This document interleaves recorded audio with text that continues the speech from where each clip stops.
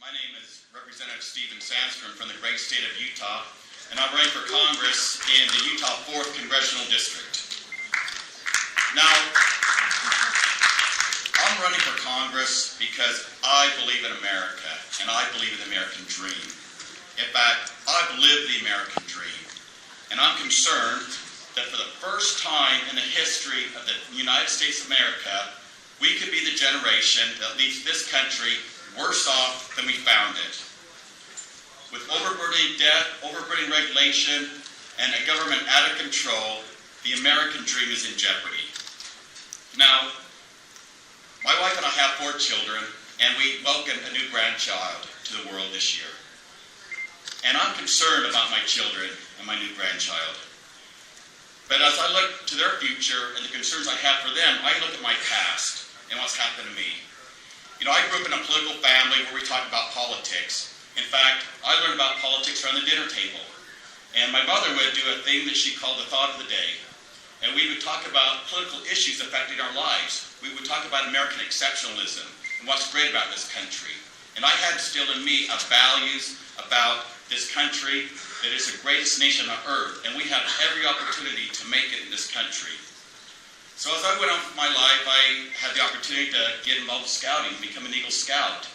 And at that point, I joined a retired Air Force General, General Reisner, and went around the western United States speaking on American exceptionalism. Now, General Reisner had been a POW in Vietnam for 10 years after his aircraft was shot down over North Vietnam. He spent 10 years of unbelievable torture, sacrifice for this great nation. And I learned about this great country from General Reisner. But what impressed me the very most about General Reisner is the story about when he came home. And when he first stepped foot on American soil for the first time, the microphones were there, the cameramen were there. He could have talked about his own personal tragedy, what he went through. But he chose not to. He simply saluted the American flag and said, "God bless America."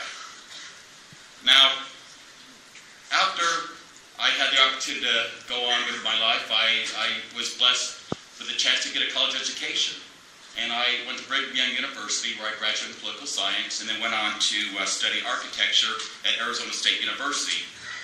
But then one of the biggest honors of my life was to be able to join the United States Marine Corps and spend time as a U.S. Marine.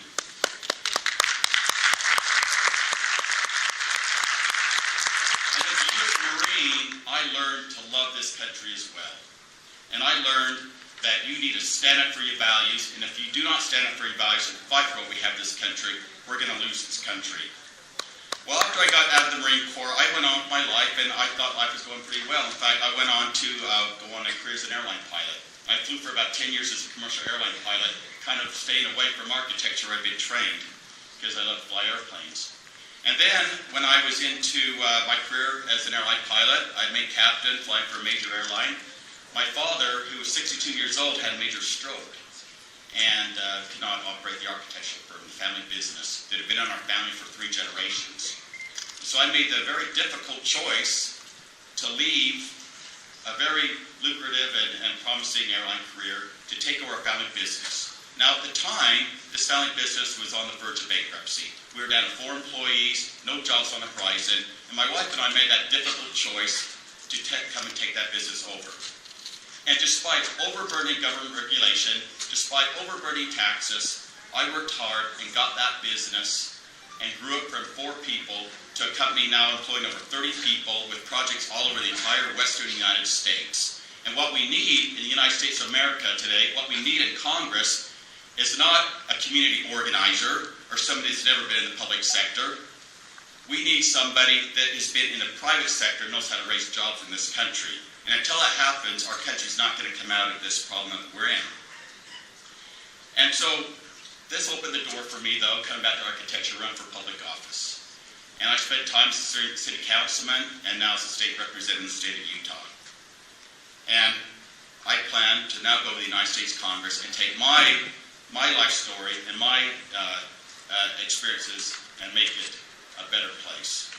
Now, as I said, I've lived the American dream, and I refuse to tell my children and my grandchild that they cannot dream like I did. that they cannot have the American dream.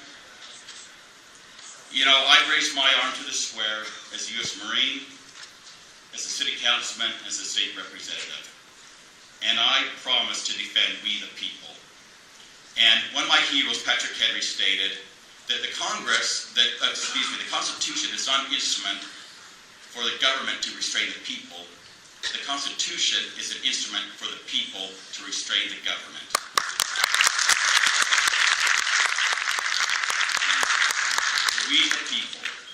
We the people need to tell the government in Washington, D.C., we're not going to take the overburden regulation. We're not going to take them tearing apart our constitutional rights. We're going to take this country back to we the people. Thank you.